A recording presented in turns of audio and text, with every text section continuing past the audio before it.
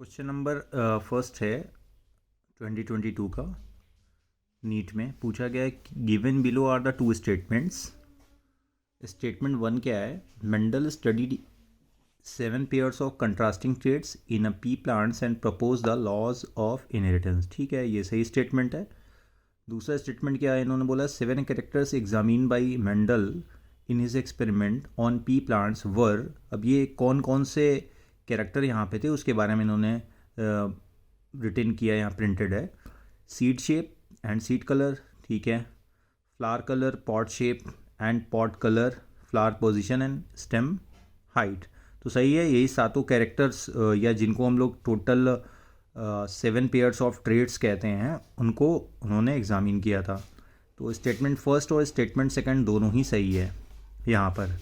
उस हिसाब से यहाँ पे क्वेश्चन में पूछा गया both the statement first and statement second are correct. तो कहीं और नहीं जाना, सीधा सा पहला ही आंसर यहाँ पर सही है कि दोनों ही स्टेटमेंट यहाँ पर सही आंसर हैं।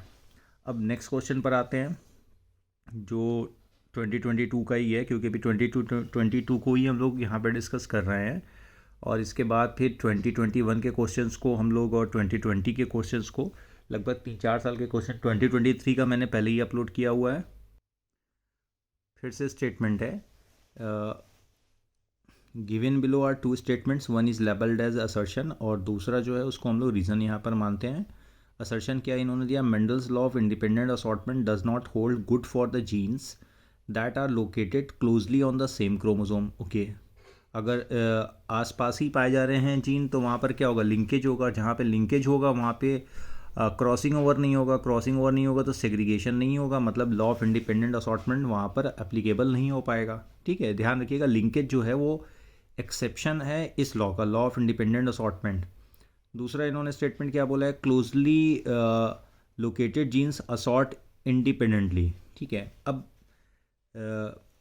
करेक्ट आंसर हमको देखना है कौन सा करेक्ट आंसर है, कि असर्शन रीज़न दोनों ही सही हैं या असर्शन रीज़न दोनों ही गलत हैं, या असर्शन अगर मान लेते हैं असर्शन रीज़न दोनों सही हैं, हो सकता है आर इसका एक्सप्लेनेशन ना हो।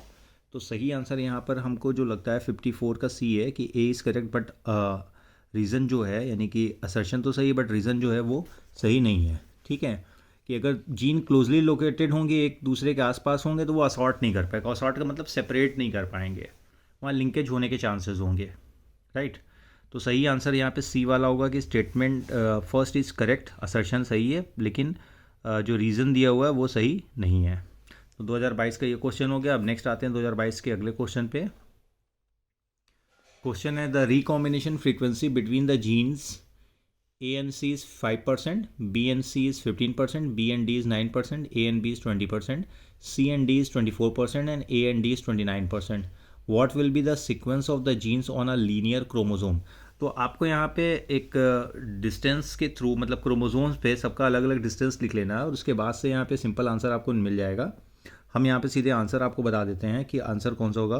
तो 55 का जो सही आंसर होगा वो डी वाला होगा, ACBD सही सीक्वेंस यहाँ पर आपको मिल जाएगा। राइट, तो ये आंसर सही होगा डी वाला।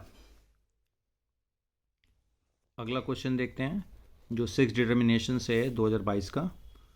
XO type of 6 determination can be found in. XO type मतलब यहाँ पर एक X क्रोमोसोम एब्सेंट होता है, तो इस तरह का 6 डिटर्मिनेशन कहाँ मिलता है? ड्रोसोफिला में नहीं मिलेगा, वहाँ XXXY टाइप होता है।